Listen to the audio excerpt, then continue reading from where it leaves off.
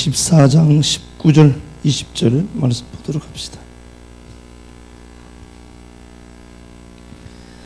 사사기 14장 19절 20절.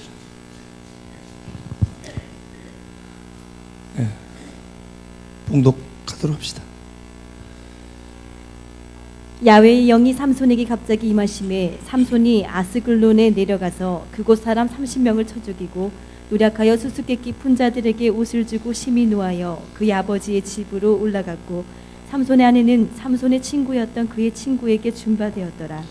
아멘. 영이 충만해야 라는 말씀의 제목으로 하나님 말씀 우리 함께 나누도록 하겠습니다. 잘 아시는 것처럼 삼손 이야기가 이제 14장부터 그려지고요. 삼손에게 하나의 소망이 있고 꿈이 있고 비전이 있습니다.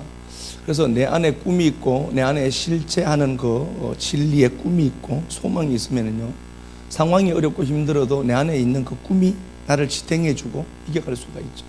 내 안에 정말 사랑이 있다면요, 지금 외로울 수 있고 아플 수 있지만 그 사랑이 외로움을 삼킨다는 사실을 안다면은 그 사랑 끌어안고 걸어갈 수가 있고요. 내 안에 참된 수많은 세상에 존재하는 많은 말들이 있어도 내 안에 진짜 진리가 있다면은 세상에 그 온갖 소리들을 다 덮을 수 있는 힘들이 있습니다. 그래서 내 안에 우리는 그 하나님의 실체를 갖고 있는데 삼손이 그랬던 겁니다. 삼손의 모습을 보면은 그 삼손이 출생 때부터 하나님의 은혜를 입고 출생을 했고요. 삼손에게는 하나의 꿈이 있습니다. 딥나를 탈환하는 겁니다. 14장을 보면은요, 딥나가 나오는데 이 딥나라고 하는 그곳이요, 딥나에 블레셋이 살고 있습니다. 원수들이 살고 있죠. 그런데 우리가 아는 것처럼 여기 나오는 그 딥나는요, 단지파들의 땅입니다. 원래 블레셋 사람들의 땅이 아니고 단지파의 땅이에요. 여호수아 19장 42절에 나와 있죠. 단지파의 땅입니다. 그리고요, 이 단지파가 사는 이 땅, 원래 딥나는 그래서 블레셋 사람들의 땅이 아니라 단지파들이 살고 있는 땅입니다. 42절, 43절에 보면 그렇게 되어 있어요. 그리고 여호수아 15장 10절에도 보면은 이곳에 바로 베스메스가 있습니다. 그러니까 이 베스메스는요, 유다 지파의 땅입니다. 이미 그거 봐요. 이 딥나라고 하는 곳은 블레셋인들이 사는 땅이 아니라 하나님이 단지파들에게 허락해 준 땅이에요. 그런데 지금 단지파는 완전히 행적을 감춘 것처럼 나타나요. 자기들이 가져야 될 땅임에도 불구하고 원수들이 완전히 지배해버렸습니다. 그리고 바로 그 인근에 유다 지파들이 사는 땅이 있거든요. 그런데 그 오늘 본문 15장 9절 이하 말씀에서 우리가 보더라도 유다 지파마저도 블레셋에게 항거하지 못하는 모습들을 그려냈습니다. 그럼 보세요. 성도가 있는데 수많은 성도들이 있지만 어떤 사람은 그게 별것 아닌 것처럼 이겨가기도 하는데요, 어떤 사람은 완전히 거기에 눌려서 헤어나오지 못하는 사람들이 있어요. 똑같은 상황인데 어떤 사람은 그 문제에 휩싸여서 그 문제를 자기 힘으로 풀어내려고 몸부림칩니다. 그런데 우리가 아는 것처럼 절대로 우리는 우리 스스로 문제를 풀어가지 못합니다. 하나님이 우리 문제를 풀어줘야 되잖아요. 그래서 모든 사람들이 이곳에 항거하지 못하는 기가 막힌 상황을, 이 환경을 만났습니다. 이 환경 안에 있는데 삼손에게 꿈이 있습니다. 이 딥나를 탈환하는 겁니다. 모든 사람들이 안 된다라고 하는데도요, 정말 예수 하나 붙들고 믿음 하나 붙들고 거슬러 올라가는 믿음의 추진력을 갖고 있는 사람은 분명히 있습니다. 그러니까 단순히 예수를 믿고 내가 복받았다는 그런 논리가 아니라 저것들이 갖고 있는 저것들이 우리가 가져야 될 것일 텐데 쟤들이 갖고 있는 거예요. 그래서 우리가 그걸 내가 하나님의 능력으로 갖고 오는 거예요. 갖고 오는데 삼손이 이제 딥나의 어떤 한 딸을 보게 됩니다. 딥나로 내려갑니다. 딥나에 가는데 블레셋 진영으로 들어가는 겁니다. 들어가서 그 불신자죠, 불신자와 결혼하려고 합니다. 불신자와 결혼하면은 안 된다. 성경이 뭐 불신자와 결혼하지 말라라고 되어 있습니다. 그런데 뭐 꼭히 불신자와 결혼해도 될 사람들이죠. 우리 처음에 다 불신자였잖아요. 그러니까 내가 좀 더 편하기 위해서 불신자와 결혼한다는 것이 아니라 정말 하나님을 더 깊게 알아가는 차원에서 내가 믿는 사람하고 결혼하는 것이지, 뭐 다 그러면 믿는 사람끼리 하면 불신자는 어떻게 보내? 그렇죠. 그러니까 정말 믿음의 사람이 정말 제대로 믿음을 갖고 있는 게 참 중요도 하지만요, 딥나에 어떤 여자가 하나 있는데 삼손이 그 여자를 보기 시작을 했습니다. 그리고 그 불신자와 결혼하려고 합니다. 어머니의 눈에는, 부모들의 눈에는 단순히 결혼하는 문제로만 보입니다. 그런데요, 14장 5절, 4절 5절에 보면은 하나님의 계획이 있었음을 이미 우리에게 던져주고 있습니다. 자, 한번 가볼게요. 4절, 3절, 4절 한번 볼까요? 그의 부모가 그에게 이르되 내 형제들의 딸들 중에나 내 백성 중에 어찌 여자가 없어서 내가 할례 받지 아니한 블레셋 사람에게 가서 아내를 맞으려 하느냐. 예, 그 이방 여자랑 결혼하면 안 된다는 겁니다. 그렇죠? 그 얘기하는 거죠. 또 삼손이 그의 아버지에게 이르되 내가 그 여자를 좋아하오니 나를 위하여 그 여자를 데려오소서 하니라.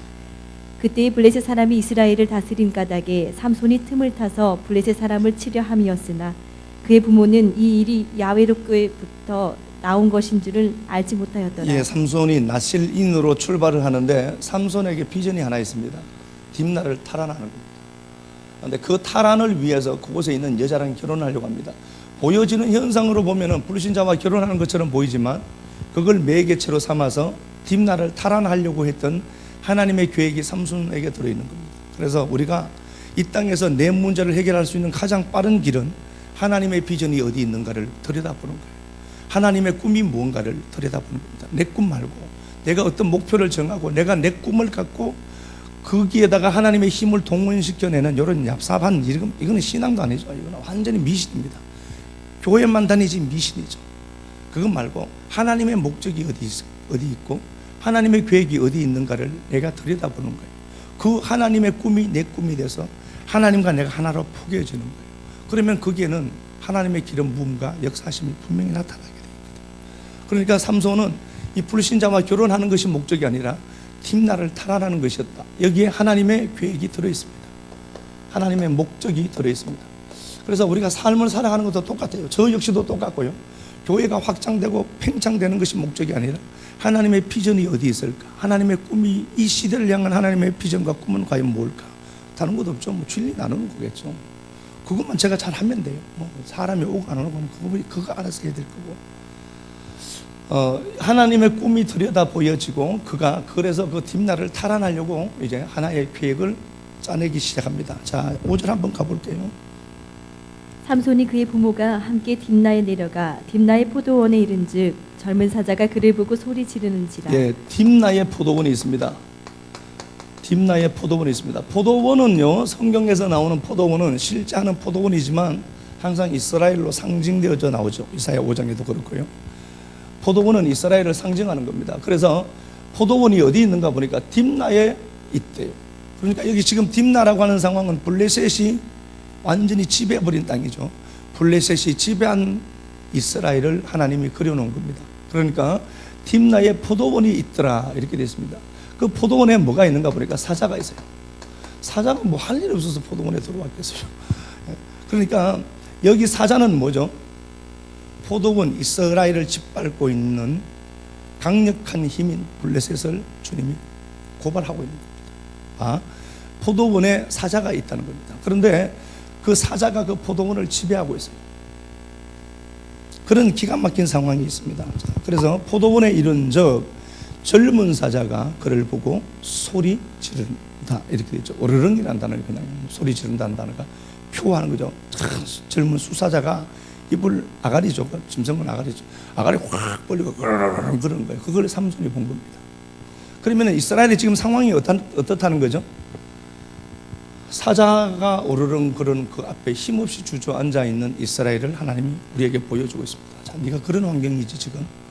이놈 사자는요, 입을 벌려서 강력한 힘을 갖고 이스라엘은 지금 그 사자의 울부짖음에 어찌할 바를 모르는 상태, 그런 상태를 하나님이 그려놨습니다. 그런데 삼손이 어떻게 하는가 보니까 6절에 야훼의 영이 삼손에게 강하게 임하시니 이렇게 되어 있죠. 야훼의 영이 삼손에게 강하게 임하시니, 하나님의 영이 삼손에게 임하더라는 겁니다. 하나님의 영이, 야훼의 영이 삼손에게 강하게 임하시니 그가 손에 아무 것이 없어. 자기 힘이 아니라는 겁니다. 내가 어떤 그 사자를 물리칠 만한 힘은 우리에게 전혀 없습니다. 환경이라는 그 거친 사자가 울부짖는데 우리가 이 사자를 물리칠 방법은 전혀 없다는 겁니다. 우리 손에는 아무것도 없다는 거예요. 무기를, 사자를 물리칠 만한 무기와 힘이 우리에게는 없다는 겁니다. 그런데 어떻게 하는가 보니까 하나님의 영이 임하니, 이렇게 되죠. 하나님의 영이 임하니까 우리 힘과 능력으로 아무것도 할 수가 없는 상황인데 하나님의 영이 거기 임하니까, 하나님의 영이 임하니까 이 사자를 손으로 찢어주게, 손으로 찢어버립니다. 그러면 뭘 얘기하는가 보니까 우리가 어떤 문제들이 있을 때 거기에 하나님의 뜻이 무엇일까를 먼저 고민해 봐야 됩니다. 우리는요, 본성적으로, 생애적으로 어떤 문제가 생기면 그 문제 속에 함몰될 수밖에 없습니다. 그런데 그 문제 밖에 내가 잠시 나와서 그 문제를 내가 한번 주시해 보는 거예요. 내가 이 문제를 풀어가는 게 목적이 아니라 이 문제가 왜 이렇게 내 삶에 주어졌고 내가 왜 지금 이런 상황들을 만날까를 먼저 한번 들여다봐야 됩니다. 들여다보면 분명한 것은 하나밖에 없어요. 하나님과 연결고리가 제대로 되어 있지 않기 때문입니다. 그러면 그 문제를 풀 수 있는 방법은 뭐예요? 하나님과 연결고리가 다시 회복되어서 하나님이 나를 통해서 임하시면 돼요. 문제가 복잡한 것처럼 보이죠? 예, 내가 풀려고 하니까 문제가 복잡한 겁니다. 사람이 완벽하게 푸는 것처럼 보여도 그 문제는 또 다른 어떤 것들을 또 만들어내요. 그거 또 풀어야 돼요. 그런데 그 사자가 딥나라는 포도원을 장악하고 거기 있을 때 내게 무기가 없음을 인정하고요, 내가 내 능력으로 풀 수가 없다는 것을 인정하고 하나님과 나와의 관계를 살펴보는 겁니다. 그래야 하나님의 영이 임하시니까, 하나님의 영으로 채워지면 보이지 않는 것들이 보이게 돼요. 하나님의 영이 충만하지 않으면 환경이 크게 보이고요, 하나님의 영으로 채워지면 그 환경이 큰 것이 아니라 하나님의 계획이 보여지고요, 하나님의 뜻이 그곳에 있음을 보게 된다니까요. 분명해요. 제가 직접 경험해 봤기 때문에 지금 확실하게 말씀할 수 있습니다. 그러면 보세요. 내가 그 문제가 크게 보인다는 이유는 뭐예요? 영이 충만치 않기 때문에 그 문제가 크게 보여요. 그러면 그 문제를 풀 수 있는 유일한 방법은 뭐죠? 하나님의 영에게 접속되는 거예요. 하나님의 은혜에 내가 접속되면은 하나님의 은혜가, 하나님의 눈이, 하나님의 생각이 내게 접속되면은 그 문제 위에 하나님의 역사하심이 분명히 있음을 감지하고 그 자리에서도 기뻐 찬양할 수가 있는 겁니다. 성경은 그렇게 되어 있으니까.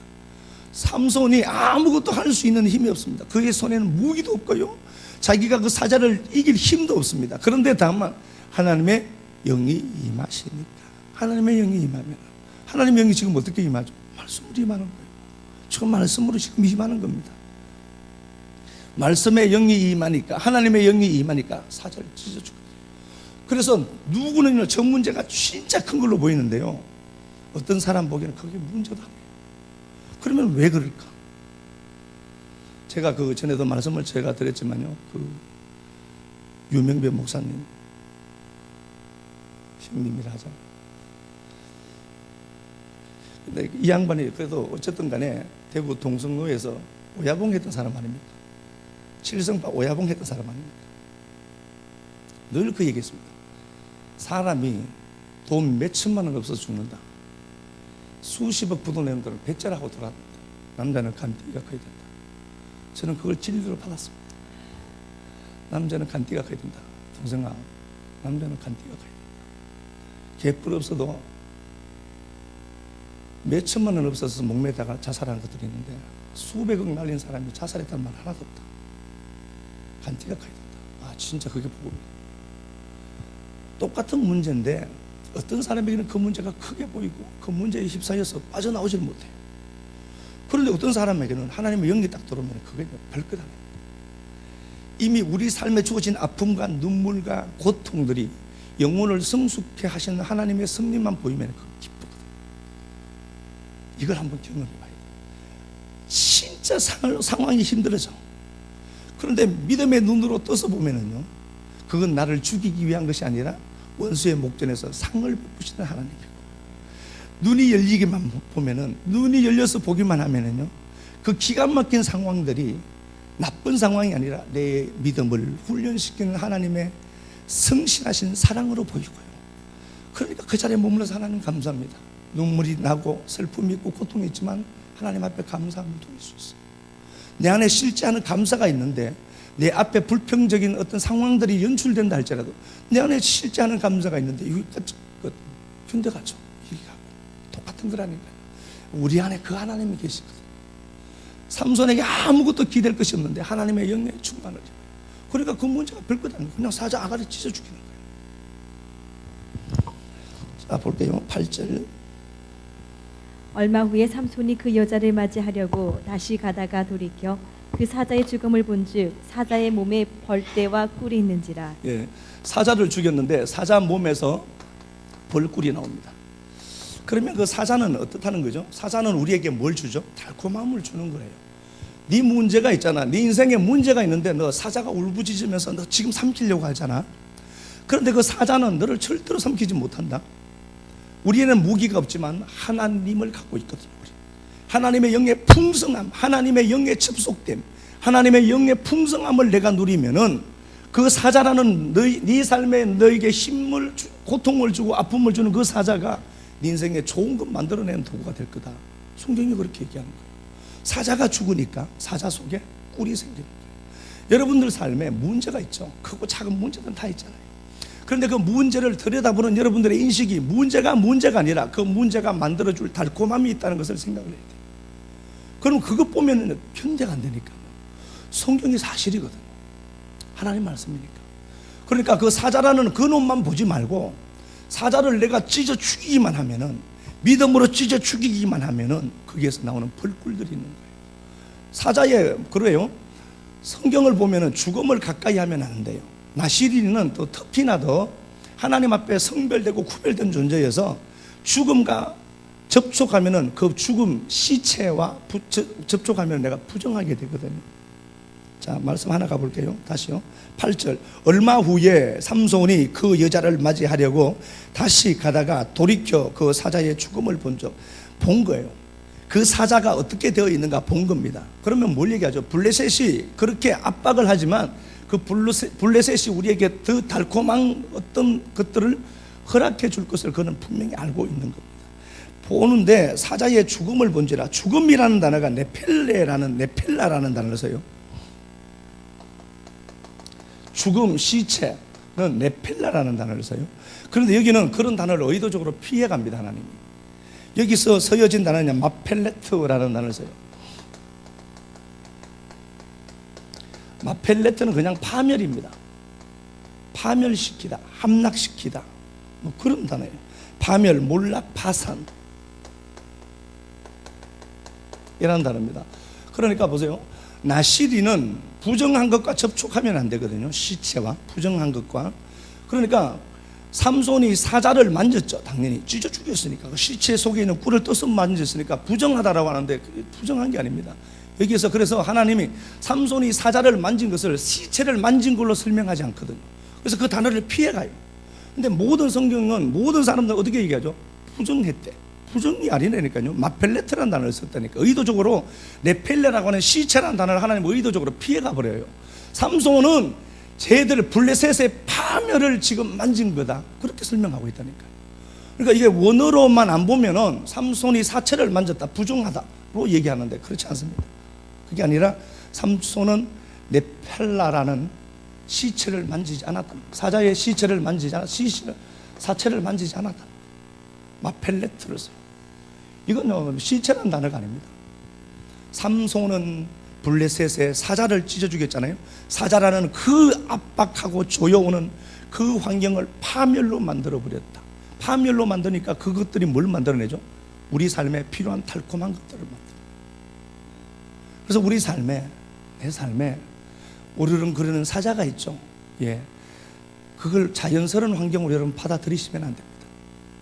내가 그 환경을 받아들이면 안 돼요. 포도원에 사자가 있는 것 자체가 비정상입니다. 여러분들 삶에 가난이 있고 아픔이 있고 슬픔이 있고 어려움이 있습니다. 예, 그걸 여러분 정당화시키면 안 됩니다. 그 자체가 불법입니다. 그건 잘못된 겁니다. 그놈은 거기 있으면 안 돼요. 그놈이 그 질병이 내 삶에 있으면 안 된다니까요. 그 가난이 내 삶에 있으면 안 돼요. 그러면 어떻게 되죠? 그걸 찢어 죽여야 된다. 찢어 죽일 힘이 내게는 없어. 그래서 하나님이 분명히 네가 빈손이지 알게 하십니다. 내 힘으로 할 수 없구나를 알게 하십니다. 그런데 어떤 사람은 내가 내 힘으로 할 수 없다는 사실을 수십 년이 지나서 깨닫는데, 어떤 사람은 초기 바른 사람은 한 달 만에 깨달아.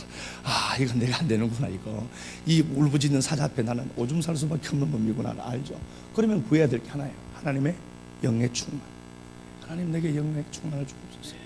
하나님 내게 그 충만함 허락하셔서 저 사자 아가리 좀 찢어버리게 해주세요. 찢어야만 거기서 달콤한 것들이 나오거든요. 그 달콤한 것들이 이제 우리가 문제가 생기면 문제 안에 하나님이 복을 담아뒀어요. 문제 안에 해결책을 두신 거예요. 그래서 어떤 사람은 사자만 보지만 울부짖는 사자 속에서 달콤함들이 보여지면요, 그 사자는 대적이 아니라 우리에게 친구가 될 수 있습니다. 자 보세요. 14절 이제 삼손이 그 여자랑 결혼합니다. 결혼을 하는데 14절 삼손이 이렇게 문제를 내요. 그곳에서 가서 문제를 내죠. 이제 수수께끼를 하나 냅니다. 이제 잔치가 물 읽어가요. 자기 아내를 자기가 가지게 되고요. 이제 수수께끼를 내는데 14절 삼손이 그들에게 이르되 먹는 자에게서 먹는 것이 나오고 강한 자에게서 단 것이 나왔다. 사자죠. 사자를 강한 자로 얘기하죠. 강한 자에게서 단 것이 나왔다. 사자가 먹는 거죠. 삼키는 자죠. 먹는 자에게서 먹는 것이 나왔다. 뭐 이제 이런 수수께끼를 내요. 이건 삼손의 신앙 고백입니다. 삼손이 실제로 그 딥나의 포도원이라는 그 상황을 통해서 블레셋의 압제를 당하고 있는 이스라엘의 상황을 그려냈고요. 그 사자가 별것 아닌 것처럼 아가리 찢어 죽입니다. 물론 자기 힘이 아니라 하나님의 영의 충만을 입고 했습니다. 그러니까 사자 속에서 단 것들이 나왔습니다. 여기 달다라는 단어가 단지 뭐 달콤하다 그런 게 아니라 향긋하다, 향기롭다 뭐 그런 뜻이에요. 그냥 뭐 달콤하다, 마토크라는 단어인데요. 마토크, 달다는 단어가 달다는 단어가 맞아요. 맞는데 향긋 마토크인데 달콤하다, 즐겁다, 향긋하다 뭐 그런 뜻이에요. 그러니까 죽을 것 같지만 거기에 이미 단 것이 담겨 있어요. 향긋한 것들이 담겨 있고요. 즐거움이 거기에 담겨 있는 거예요. 그 이야기를 하죠. 자, 삼손이 그런 얘기합니다. 강한 자를 사자로 얘기하죠. 오저라는 단어인데요. 여기서 강하다라는 단어를 하나님 편에 쓸 때는 강한 거예요. 그런데 원수들 편에 사용하면 이 오저라는 단어는 흉악하고 포악한 상태를 가르치는 단어가 됩니다. 그럼 봐요. 사자가 강해요. 우리가 보기에 강하고 우리 것을 삼키는 자로 나와요. 그러니까 늘 두려울 수 있는 거예요. 우리 삶이. 이놈의 사자가 우리를 협박 공갈하는 거예요. 여러분 밀리시면 안 됩니다. 절대로 뒷걸음질 치거나 밀리면 안 돼요. 이것들이 가짜입니다. 울부짖는 사자가 종이 사자라니까요. 뒷발 빠지면 안 돼요. 하나님의 영을 구해야 될 때 지금 때는 자꾸 사람들 자꾸 뒤로 물러갈 거예요. 내가 옛날에 있던 상처가 어떠니, 내가 옛날에 이런 고생을, 그런 거 중요하지 않다니까요. 아니 그렇게 안 사는 분들이 어디 있어요? 다 그렇게 사시지. 힘들게 살았지. 그 문제가 아니더라니까요. 그것마저도 하나님의 승리가 있었던 길이더라고. 알고 보니까 그렇더라고요. 다 보니까. 그러니까 사자에게서 단 것이 나오고 먹는 자에게서 먹는 것이 나왔다. 이 고백을 하면서 삼손은 그 얘기예요. 니들이 아무리 강한 것처럼 보이고 니들이 우리 삶에 그렇게 들어와서 아무리 힘센 것처럼 어르렁거려도 니들이 강한 것처럼 보여도 니들은 우리 밥이다. 니들은 우리 밥이다. 민수기 14장 얘기해요. 이스라엘 백성들이 가데스 바네아에서 이스라엘 백성들이 들어가서 누려야 될 그 가나안 땅 전체를 탐지하고 돌아와요. 탐지하고 왔는데 12명의 정탐꾼이 갔을 때 10명은 안 된대요. 그 땅에 있는 것들이 강하대. 그 땅에 있는 그 안악 자손들은 키가 3m씩 되거든. 그러니까 있는 그놈들이 보니까 이스라엘은 지금 뭐 땅콩들이 갔는데 그게 보니까 3m가 있거든요. 그러니까 두려울 수밖에 없어요. 두렵다는 야레라는 단어는요, 공포에 휩싸이다는 단어입니다. 단지 두려웠다는 게 아니라 너무 무서우니까 이 완전 공황 상태에 빠져버린 상태의 얘기예요. 야레라는 단어 자체가 3m짜리가 있다니까. 그거 보고 간디가 어떻게 크겠습니까? 얘들은요 그때 철기 문명을 갖고 있어요. 이스라엘은요 짱돌밖에 없습니다. 노도 없고요. 얘들 철기 문명이 있을 때 이스라엘은 무기도 없었습니다. 기껏해야 짱돌밖에 없어요. 짱돌 갖고 얘들은 방패도 크잖아요. 사무엘상 17장에 이제 다윗과 골리앗의 전쟁이 나죠. 골리앗이 키가 3m예요. 정확하게는 아니지만 약 3m. 갑옷 무게가 57kg. 창틀은 6kg, 7kg. 날 무게만 6kg, 7kg. 갑옷이 57kg라니까 놀라지도 않네. 그냥 이렇게 제 몸 무게거든요. 그러니까 이제 이걸 입고 이렇게 싸우러 간 거야. 이놈이 얼마나 강해 보이겠습니까? 그것도 앞에 방패 던자가 있잖아요. 방패 던자가 있으니까 앞에 방패 크기도 엄청나요. 절대로 무너뜨릴 수 없습니다. 무너뜨릴 수 없는 그런 상황인데 다윗이 무너뜨립니다. 어떻게 무너뜨렸죠? 하나님의 영에 충만으로. 하나님의 영에 충만으로. 내 방법이 통할 것 같죠? 내 방법이 통해서 잘 되더라도 여러분 그거 분명히 흐트러집니다. 하나님의 영의 충만을 구해야 될 때. 그러면 뭐예요? 강한 것들, 이 사자라는 울부짖는 아픔, 환경, 이거 내 삶이라고 보자고요. 내 삶이 이래요.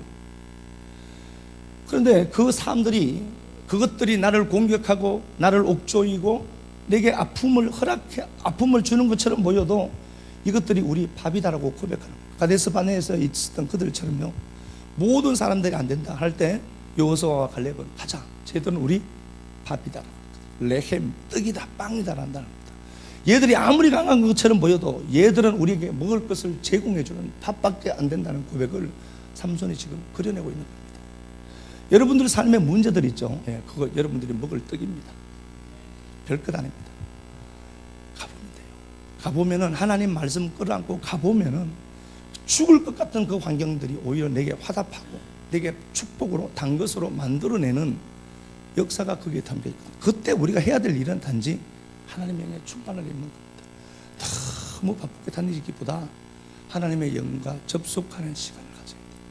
그때요. 자, 봐요. 15장으로 한번 가보도록 하겠습니다. 15장 보니까 9절, 이에 블레셋 사람들이 올라와 유다의 진을 치고 레이에 가득한지라. 유다 삼손이, 유다 사람들이 있습니다. 여기 딥나 바로 밑에 베스메스가 있고요. 그 경계가 유다 땅입니다. 이것들이 이제 압박을 해서 단 지파를 완전히 장악해 버렸습니다. 단을 장악하고 유다 지파까지도 많이 영향력을 미치고 있습니다. 어떤 사람은 완전히 프로가 되어 있는 사람이 있습니다. 가난에, 아픔에, 과거에 눌려있는 사람이 있습니다. 그거 자기 책임입니다. 하나님 해결해 주세요. 예, 해결해 주죠. 근데 자기가 빠져나와야 돼요. 그럼 봐요. 어떤 사람은 완전히 프로가 되어 있어. 그런데 유다 사람들은 어느 정도 이제 영향을 받고 있고 유다 사람들도 어느 정도 지배를 받고 있습니다. 그런데 모든 사람들이 어떻죠? 오늘 본문에 그려지는 모든 사람들의 모습이 어떤가 보니까 환경에 눌려 있습니다. 다 환경에 눌려 있어요. 저항을 못해요. 그러니까 그 환경에 익숙해진 대로 사는 겁니다. 가난을 인정하면서 살고요. 그걸 인정하면 내 삶이 그러니까 그걸 인정하고 사는 거예요. 여러분 그러시면 안 된다니까요. 포도원에 사자가 있는 건 비정상입니다. 인정하시면 안 돼요. 싸우는 과정들이 그려지지만, 자 봐요. 10절, 삼손이 유다 사람들이 이르되 너희가 어찌하여 올라와서 우리를 치느냐. 그들이 대답하되 우리가 올라온 것은 삼손을 결박해서 죽였다. 유다 사람 3,000명이 모여 있습니다. 11절에 3,000명이 블레셋 때려 죽여도 될 판인데 3,000명이 삼손 잡아줘요. 그래서 내가 믿음 끌어안고 붙들고 갈 때 수많은 야유들이 있을 수 있다는 거 아셔야 돼요. 심지어는 교회 다니는 사람들 가운데서도요, 내가 믿음 붙들고 가는데 비웃기도 할 수 있습니다. 여러분 그거 신경 쓰시면 안 돼요. 하나님 말씀이 내가 들리면 그 말씀 끌어안고 그냥 걸어가면은 옆에서 조롱하는 사람이 있고, 야 갑자기 믿음 좋아졌네 뭐 이렇게 하면 조롱하기도 하고 그래요. 그런데 여러분 꼭 아셔야 될 것은 그런 소리를 들으시면 안 됩니다. 계시록 4장을 요거 잠시 갔다가 이 자리로 다시 올게요. 계시록 4장 갔어.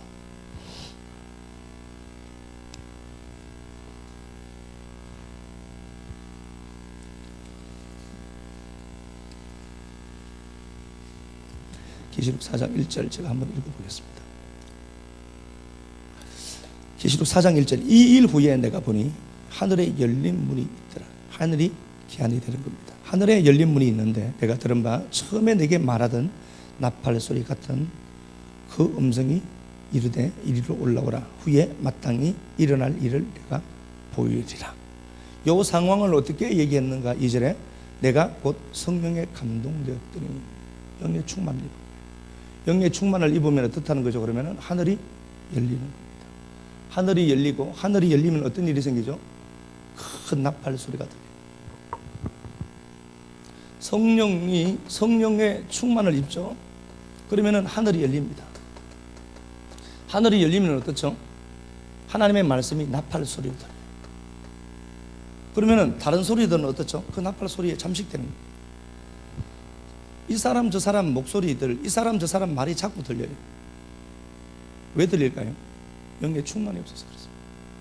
성령의 충만을 입으면 하늘이 열려서 하늘에서 들리는 나팔 소리밖에 안 들려요. 그러면 어떻게 하죠? 생각이 안 나죠.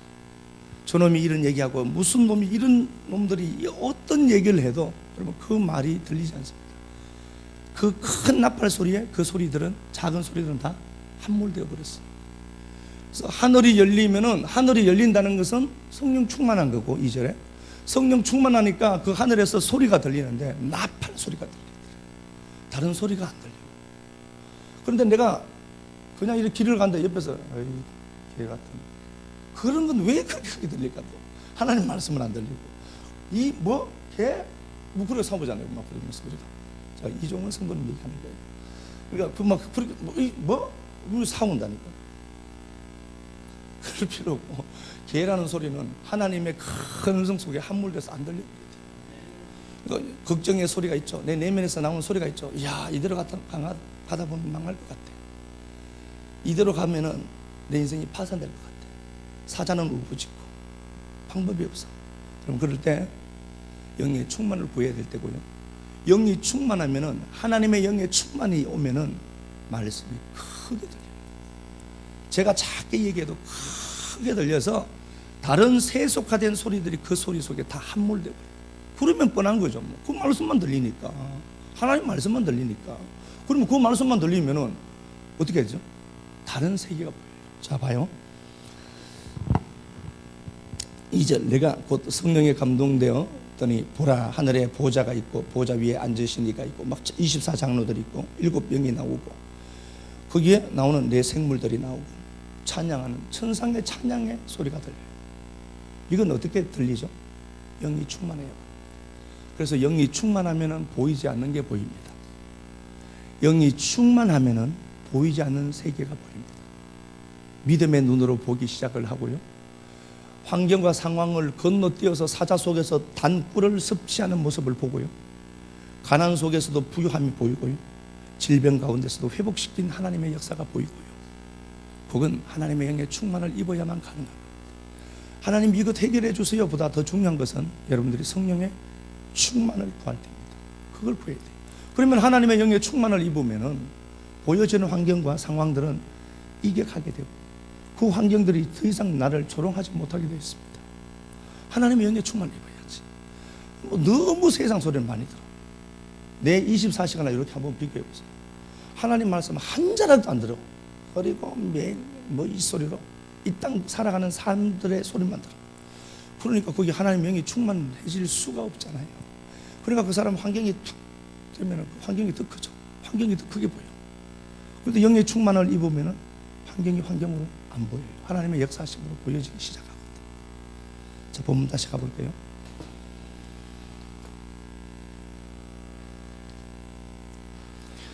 삼손을 유다 사람들이 잡아주려고 합니다.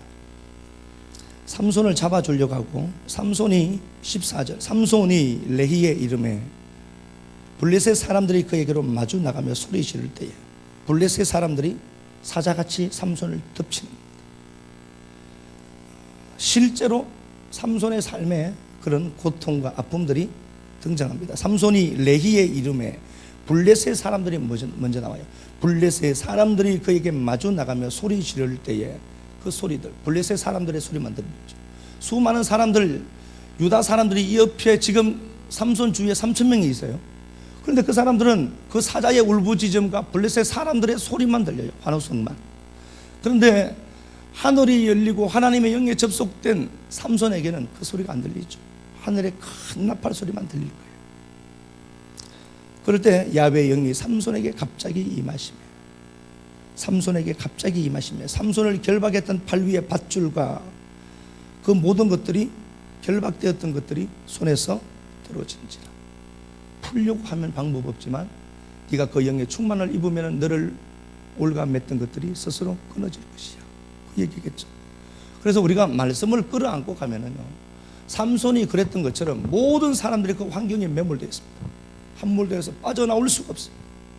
오히려 그 원수들 편에 원수들을 달래고 그 원수들에게 협조하는 모습으로 그려집니다. 비율을 맞춰야 되니까. 더 이상 내 삶에 아픔이 오면 안 되니까 그거 맞추고 있는 거예요. 그런데 삼손은 전혀 저항을 받지 않습니다. 그래서 믿음의 사람이 그 어떤 환경과 상황들의 저항을 받지 않으려면은 하나님의 영의 풍성을 입을 수밖에 없어요. 그게 밖에 없는데 사람은 자꾸 그렇게 얘기를 해도 자기 방법대로 가볼 때까지 가는 거예요. 그러니까 망할 때까지 갔다가 거기서 구덩이에서 건져줍니다. 그럴 필요가 뭐 있겠습니까? 하나님 말씀 붙들고 가면 최고지. 사무엘상 17장 한번 가볼게요. 사무엘상 17장.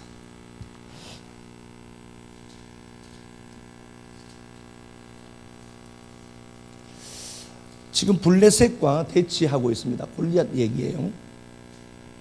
골리앗이 제가 말씀드린 것처럼 키가 3m고요. 갑옷 무게가 57kg. 이거 엄청난 놈입니다. 이거. 우리는 뭐 옆에 서면은 땅콩만 하다니까요. 땅콩만 한데 뭐 땅콩이 아무리 힘내봐야 뭐 있겠습니까? 근데 이 사람은 전쟁에서도 잔뼈가 굵은 사람이고요. 그런데 11절 말씀 가볼게요. 11절. 사울과 온 이스라엘이 블레셋 사람의 이 말을 듣고 놀라 크게 두려워하니라. 예, 블레셋이라는 사자가 울부짖는 딥나의 포도원과 같은 그런 상황 속에 똑같이 있습니다. 모든 사람들이 사울과 온 이스라엘이 블레셋 사람의 이 말을 들어요. 이놈 말 들으면 안 되잖아요. 성도가 환경이 주는 말 들으면 안 되잖아요. 통장에 잔고가 없으면 통장에 잔고가 없는 잔고가 하는 소리가 있죠. 야, 너 곧 망하겠네. 그러잖아요. 통장에 잔고 확 빠져나가면 그렇잖아요. 믿음 충만하다 샥 빠져나가 버리거든. 통장에 잔고가 우리에게 하는 소리가 있죠. 예, 그 소리 있을 때 여러분 무시해야 됩니다. 무시해야 돼요. 무슨 소리가 들려야 되죠? 하늘의 큰 나팔 소리만 들어야 돼요. 하나님의 말씀이 딱 들어와야 돼요. 안 들어오니까 그걸 못 이기는 거예요. 통장 잔고 없으면 믿음요 바람 빠지 푹 빠져버려. 11절. 사울과 온 이스라엘이 블레셋 사람의 이 말을 들어요. 이놈 말 들으면 안 되거든요. 환경이 주는 그 말 들으면 안 되거든요.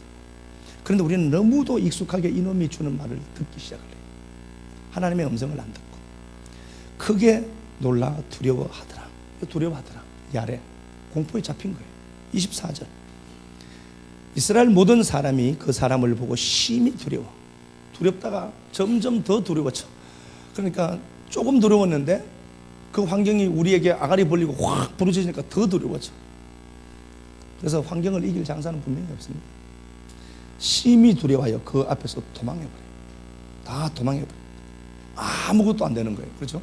그러니까 딥나 포도원에 사자가 있는데 아가리 확 부러지니까 도망해버려요. 포도원은 자기 건데도 자기가 가져야 될 유업의 땅임에도 불구하고 그 포도원을 버리고 도망가버려요. 나 살려고. 환경의 소리가 그렇게 크게 들리니까. 그런데 아시는 것처럼 다윗은 다른 상황들을 그려냅니다. 다윗의 모습을 보니까 26절 한번 가볼까요? 26절. 다윗이 곁에 서 있는 사람들에게 말하여 이르되 이 블레셋 사람을 죽여 이스라엘의 치욕을 제거하는 사람에게는 어떠한 대우를 하겠느냐. 예, 그 다윗이 그렇게 얘기하죠. 이스라엘의 치욕을 제거하는 사람. 누구를 보죠? 자기예요. 이 환경을 끝내야 될 사람을 자기로 보는 겁니다. 여러분, 그 가정에 문제가 있죠. 문제 끝내야 될 사람이 오늘 말씀 듣는 납니다. 남편 보지 말고 아내 보지 말고 말씀 들리는 사람이 끝내는 겁니다. 예?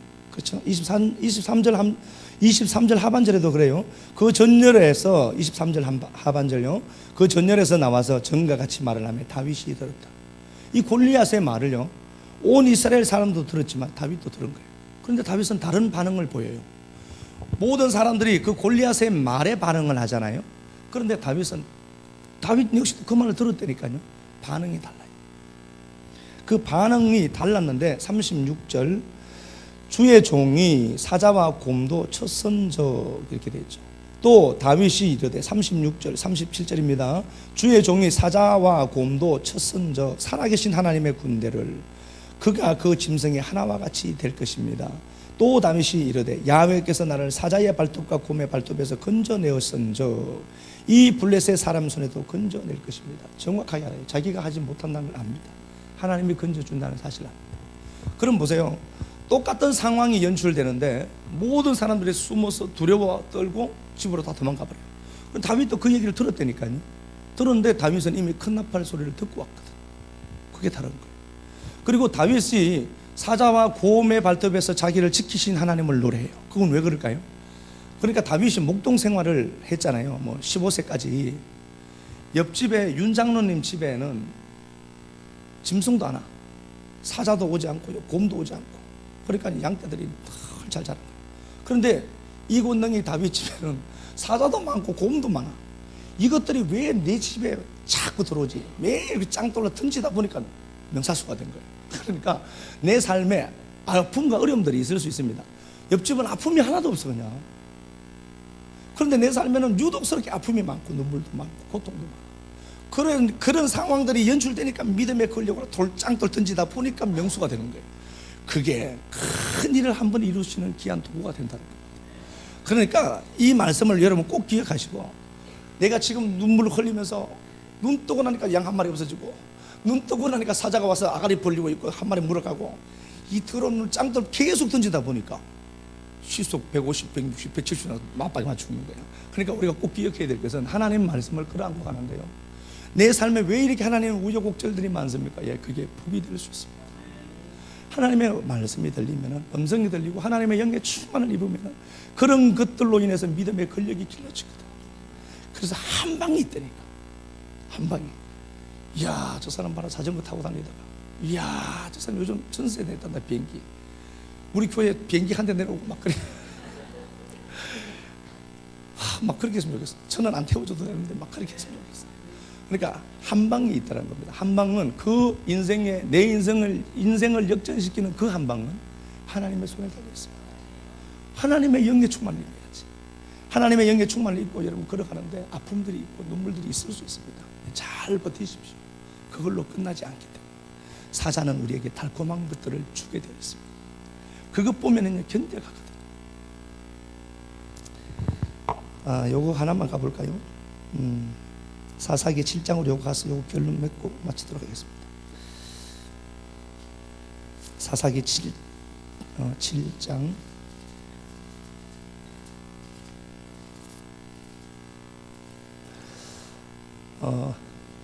사사기 6장부터 이렇게 보면은 기드온에게는 강력한 대적이 있습니다. 미디안입니다.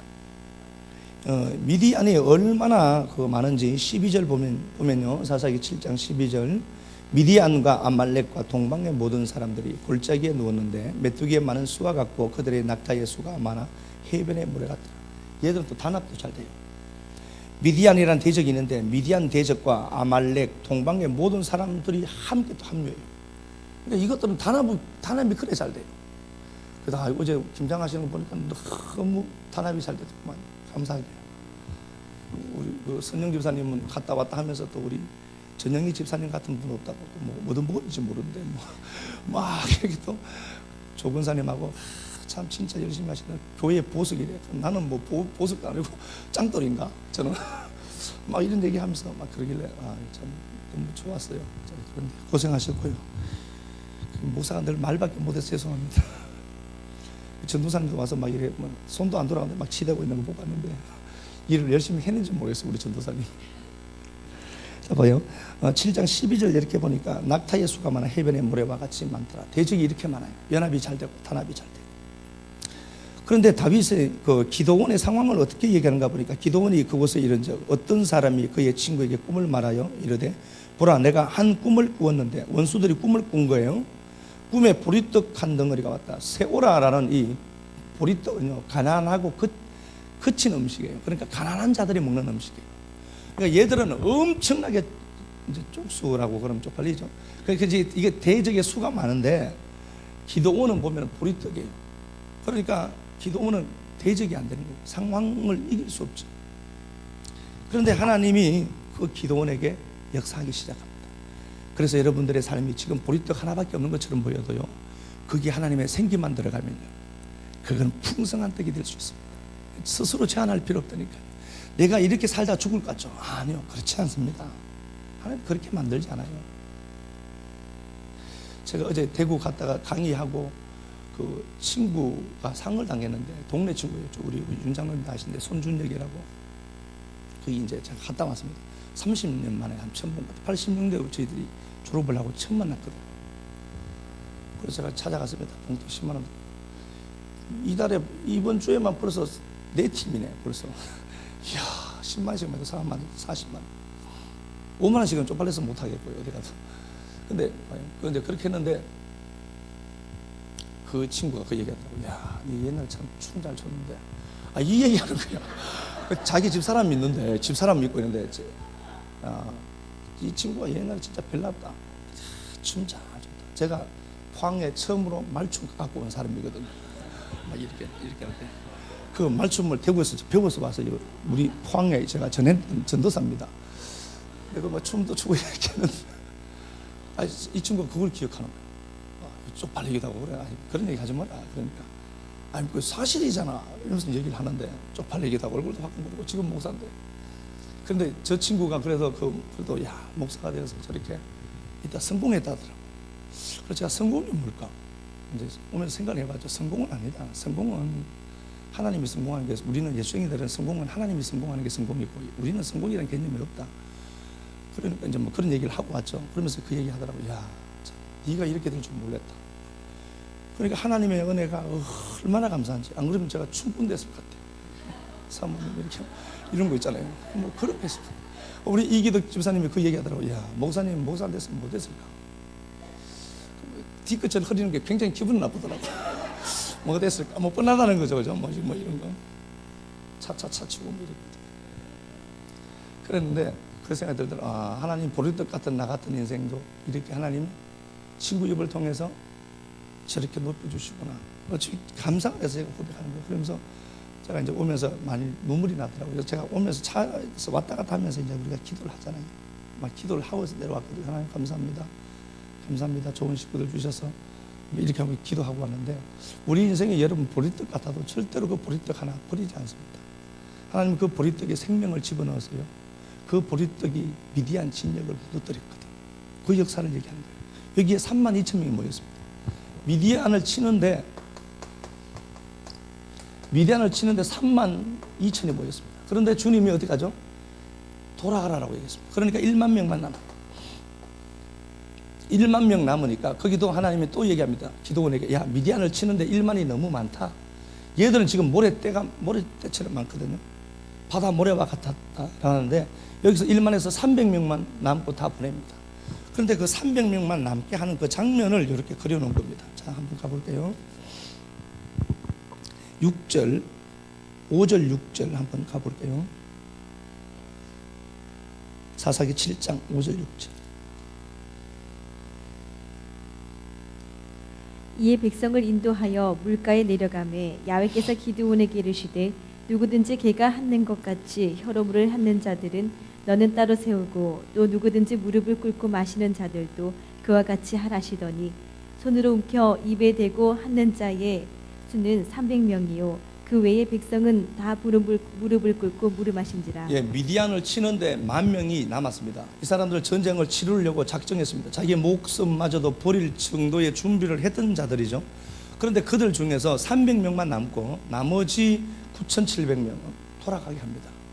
그런데 돌아가게 했던 장면이 우리가 잘 아시는 것처럼 좀 특이해요. 그런데 이 사람들이 지금 10,000명이 이제 결사각오를 하고 있는데 그 밑에 샘이 하나 있습니다.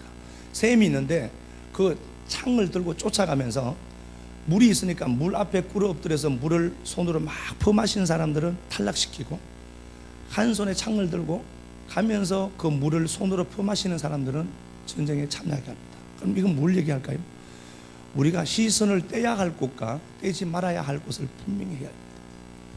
내가 하나님의 말씀을 붙들고 내 삶의 미디안이라는 블레셋이라는 울부짖는 사자가 있습니다. 그 사자를 대할 때 하나님의 영의 충만을 입고 우리가 바라고 소망하는 것이 그 원수들을 이기는 것이 목적이지, 내 갈증을 풀 그 물이 목적이 되면 안 되는 겁니다. 가다가 조금 삶이 풀리면은요, 사람이 해이해질 수 있거든요. 그런데 그 물이 있을 때 그 원수를 향하는 내 목표, 내 눈을 거기서 떼면 안 됩니다. 원수를 바라보면서 그 물을 퍼마시면서 걸어가야지 거기에 영원한 승리가 있는 겁니다. 그러니까 우리는 잘못하면 그 창두고 거기에 물이 목적에서 내 갈증을 푸는 것이 목적에서 거기다가 그 샘에 입 집어넣어서 막 품하시거든요. 그런데 그런 사람들 하나님이 탈락시킵니다. 오늘 말씀을 끌어안고 영의 충만을 구하면서 여러분들이 눈을 떼야 될 것은 환경에서 눈 떼고 하나님과 눈을 맞춰야 되는데, 보지 말아야 될 소리 듣고 보지 말아야 될 것을 보고 있다면 여러분들은 100% 실패할 겁니다. 하나님 말씀 끌어안고 걸어갈 때 하나님의 영의 풍성을 입어서 문제를 다 극복하고 이겨가는 우리 식구들 됐으면 좋겠습니다. 찬양 드리도록 할게요. 우리는 그 원수를 찢을 힘이 없습니다. 우리 손에는 아무런 무기도 없습니다. 그러하기에 하나님의 은혜를 구하고 영의 풍성을 소원합니다. 당신이 허락지 아니하시면 우리는 그 울부짖는 사자의 밥이 될 수밖에 없음을 다시 고백하옵나니, 성령님, 포도원에 사자가 울부짖고 있습니다. 기가 막힌 이런 상황들을 만난 식구들에게 은혜를 베풀어 주셔서 오늘 이 말씀이 큰 나팔 소리로 들리게 하옵소서. 이스라엘 백성들이 골리앗 소리를 듣고 두려워서 떨며 도망했지만 그 골리앗의 소리를 다윗은 들었지만 다윗에게는 오히려 도전이 되고 다윗에게는 오히려 희망이 보였던 것처럼 먹는 자에게서 먹는 것이 나오고 강한 자에게서 단 것이 나온다는 사실을 알며 하나님의 영의 풍성함을 입어서 영의 충만함을 입어서 보이지 않는 그 세계가 보이게 하옵소서. 그래서 이 말씀의 실체가 무엇인지 하나님 확인시켜 주시고 이 말씀 끌어안고 걸어갈 때마다 하나님 외롭고 슬프고 아프고 고통과 눈물이 있다 할지라도 말씀이 주는 그 은혜를 힘입고 하나님의 영의 풍성을 구하며 걸어갈 때 성령 충만한 한 주 되게 하옵소서. 그리하여 아버지 하나님, 그 원수를 내가 이겼습니다. 울부짖는 그 사자의 아가리를 내가 하나님의 능력으로 찢었습니다 고백해내는 식구들 많아지게 하옵소서. 오고 있는 그 부정적인 것들이 우리 삶을 괴롭힌다 할지라도 그 문제 속에 담겨진 달콤한 벌꿀을 바라보는 자들 많아지도록 은혜 베풀어 주시고 하나님이 여전히 내 목자 되어서 가장 좋은 길로 인도하고 계심을 믿고 의지하고 나아갈 때 큰 역사가 이 땅에서도 이루어짐의 역사가 있게 하옵소서. 주님 앞에 드린 물질과 헌신들 꼭 기억하셔서 이 땅에서도 아름다운 복으로 갚아주실 줄 믿사옵고 살아계신 그리스도 예수님 이름으로 감사하며 축복하고 기도합니다. 아멘.